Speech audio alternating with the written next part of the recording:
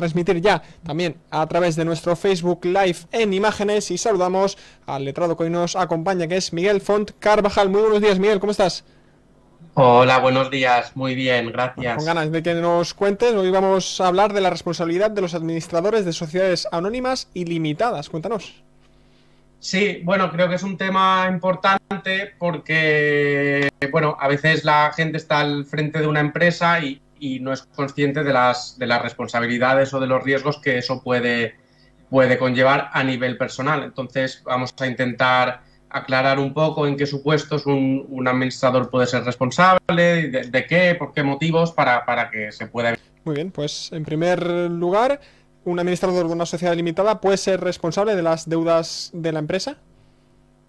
Bueno, lo que de decir, la respuesta es que sí, evidentemente, por eso estamos hablando de esto, aunque la regla general es que no. Lo que hay que pensar es que las sociedades anónimas, las sociedades limitadas, todas las sociedades mercantiles se inventan cientos de años, tienen una doble función, se inventan por dos motivos. Por un lado, para juntar mucho capital, para cometer una inversión que una sola persona no podría por sí sola, por el importe de la inversión, y por otro lado, para limitar la responsabilidad de estos inversores o de los gestores, que si yo quiero hacer un negocio, desarrollar una empresa, que pueda perder todo aquello que pongo en la empresa, pero que no pueda perder más, que no me puedan venir después y no pueda perder mi casa, no pueda perder mi coche. Si yo invierto 10.000 euros o 100.000, lo que sea, en un negocio, soy consciente de que los puedo perder, pero ahí se limita mi responsabilidad. No me podrán venir a buscar por otros bienes míos.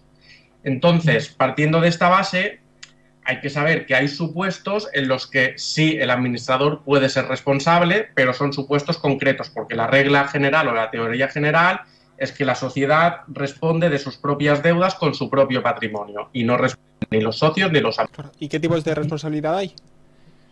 Bueno, podríamos diferenciar la responsabilidad en tres tipos, o más bien en dos bloques, y uno de ellos a su vez se separa en dos subtipos.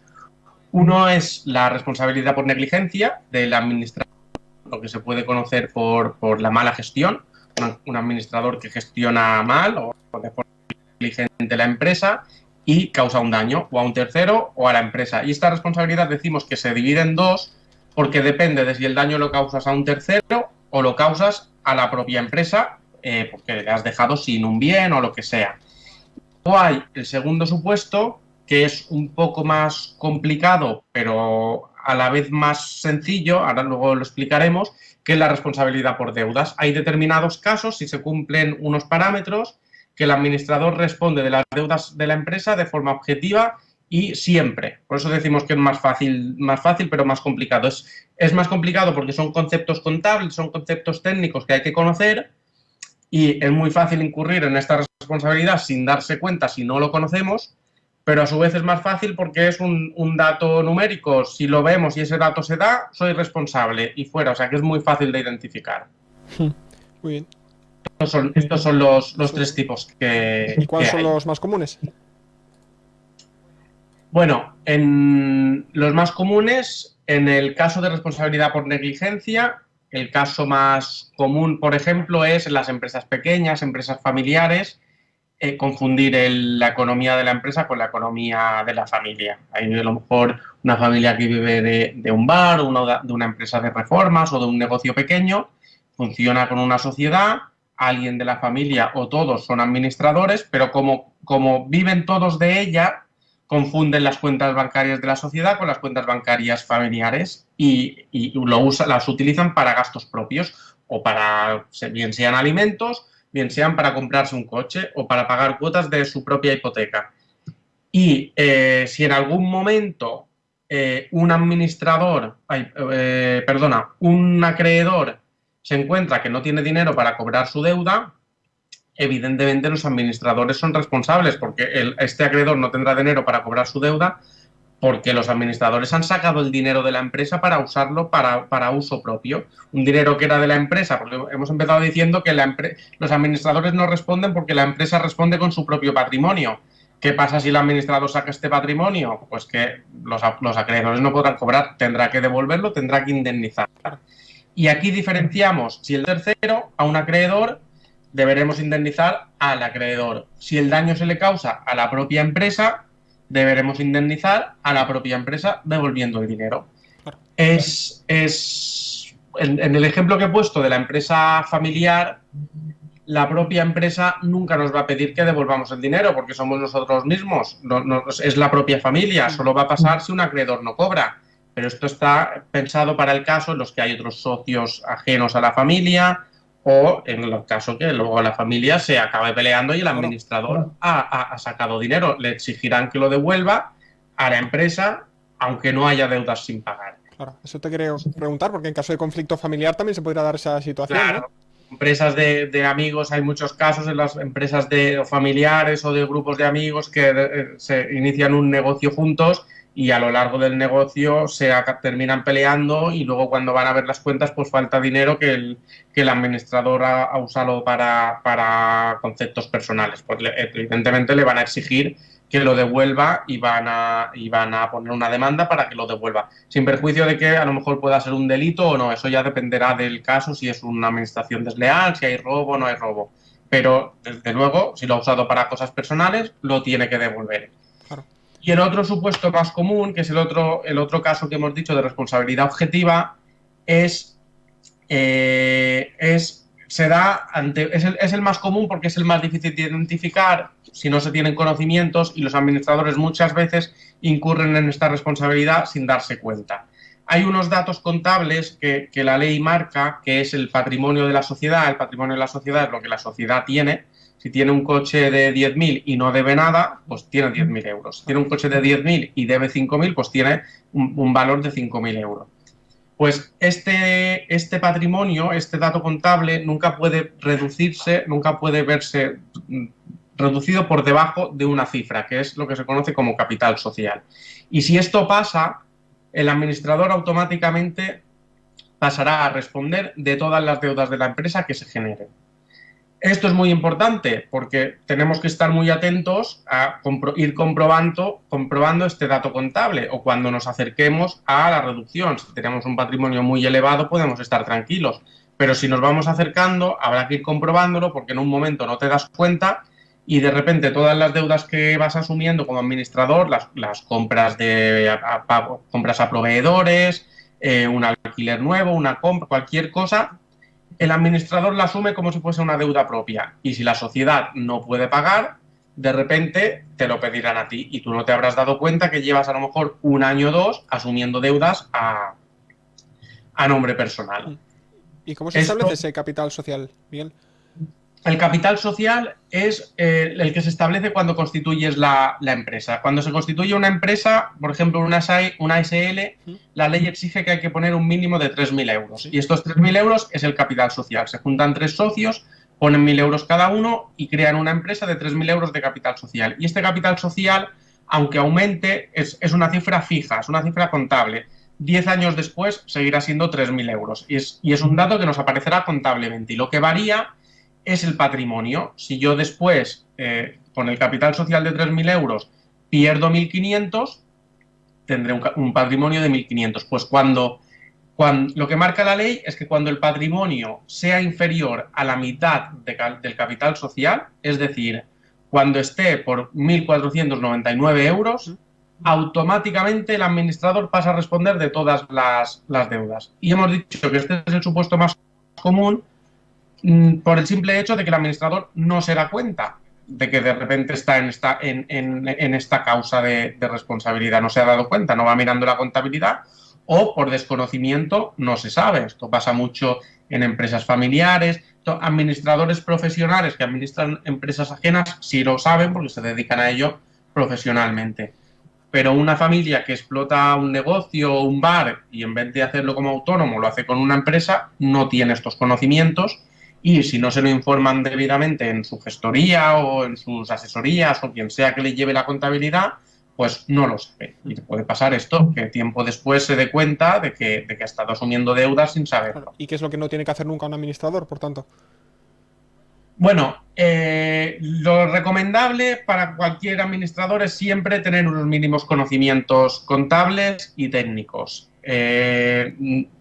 Uno no se puede meter a una empresa a ser administrador de una empresa sin unos conocimientos mínimos. Uno puede ser muy buen hostelero y llevar un buen restaurante, pero para ser un buen empresario a la vez hay que tener ciertos conocimientos contables, técnicos, y saber qué obligaciones se pueden asumir, cuáles no, conocimientos mínimos, porque para luego también eso están los profesionales, pero para poder defenderse un poco de prevención de riesgos laborales, saber si hay que cumplir una normativa o no, de prevención de blanqueo de capitales o protección de datos, esto que está muy a la orden del día.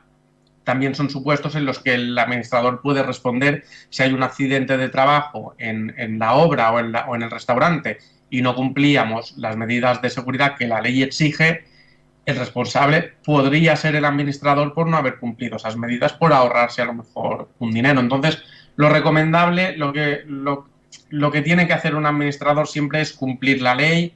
Ante la duda, asesorarse bien con el profesional que sea y tener unos conocimientos contables o técnicos mínimos, pero al menos para poder conocer si entra en este supuesto del patrimonio reducido, poder verlo, que no pueda echarle la culpa a la gestoría, no me lo ha dicho, o lo que sea, tiene que saberlo. Y son conocimientos que son técnicos, pero que a nivel básico se adquieren muy, muy fácilmente.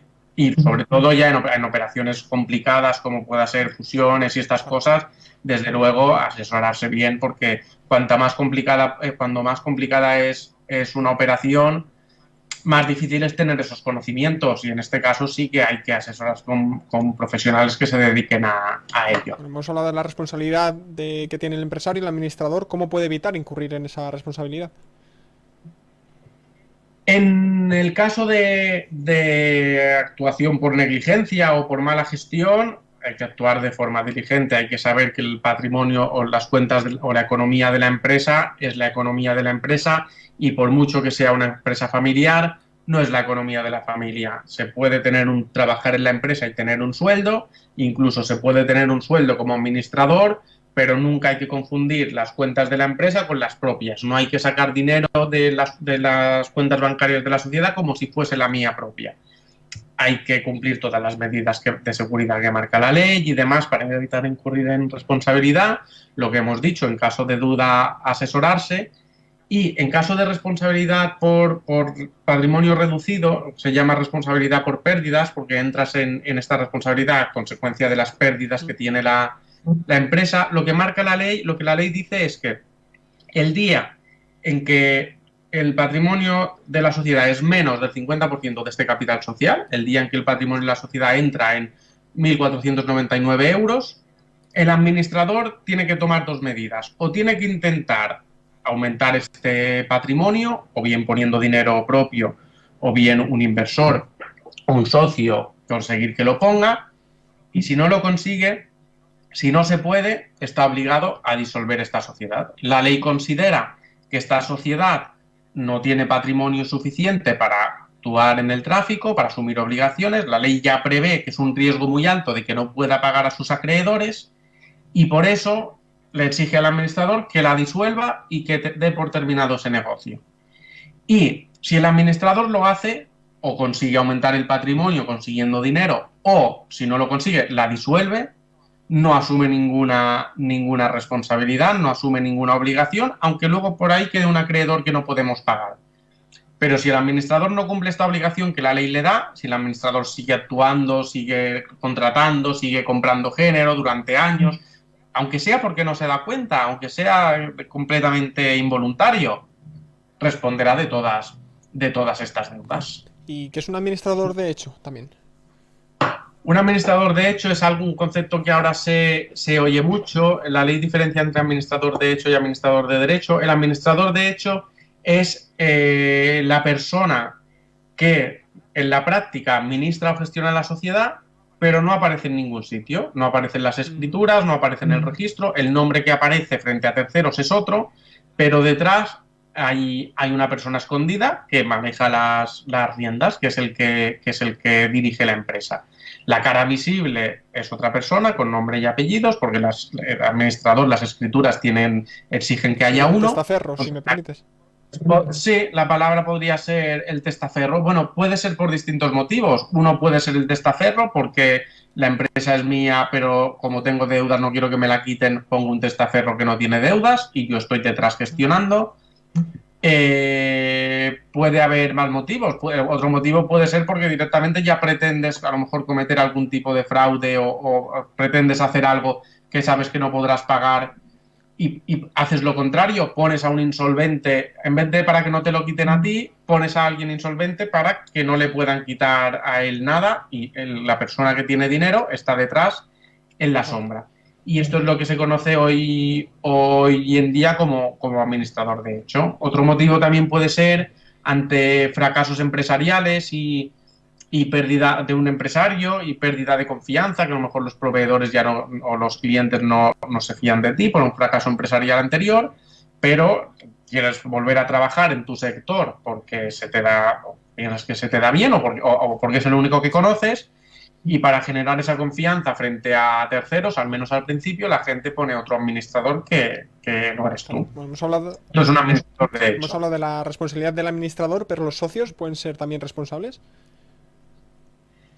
La regla general es que no, nunca. Los socios nunca pueden ser responsables de las deudas, porque la responsabilidad, como hemos dicho, es por mala gestión y los socios no tienen capacidad de gestión.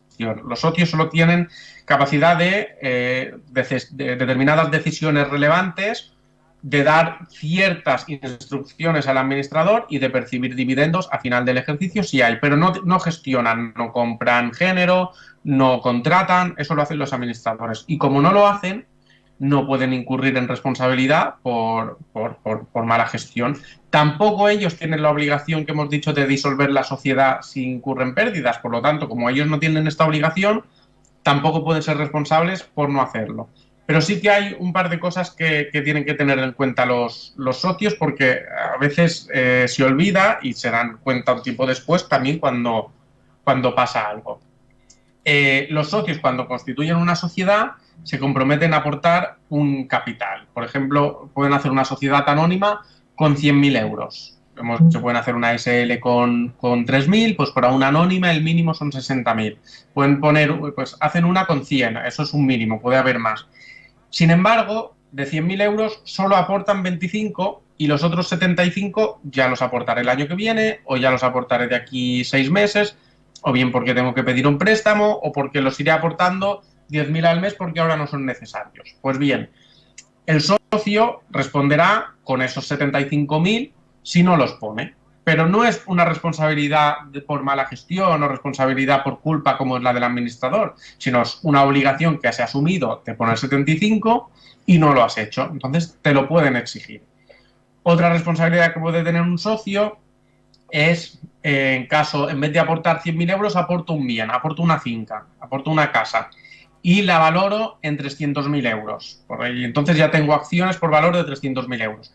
Pero luego resulta que he cometido un fraude o la he valorado mal, aposta o sin querer, pero de forma muy exagerada, y esa casa no vale 300.000, sino que vale 100.000.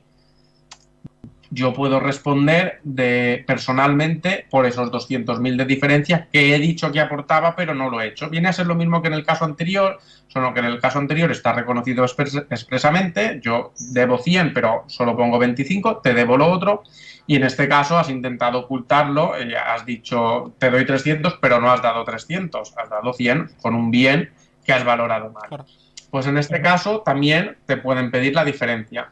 Muy bien, pues yo creo que lo mejor es dejarlo en manos de expertos, ¿no, Miguel? Porque es un tema complicado y farragoso, ¿eh? Luego asesorarte bien siempre da tranquilidad. Perfecto, pues Miguel Font, muchísimas gracias, experto en Derecho Procesal, Civil y Mercantil del despacho de abogados Fondo Arasen de Baranda, del cual eres socio. Muchas gracias y hasta la próxima. Muchas gracias. Y ahora nosotros os dejamos con los compañeros y compañeras de IB3 Radio y hasta aquí llega también nuestra emisión en Facebook Live. Quart Mercat també ha dit que veu molt improbable establir iniciatives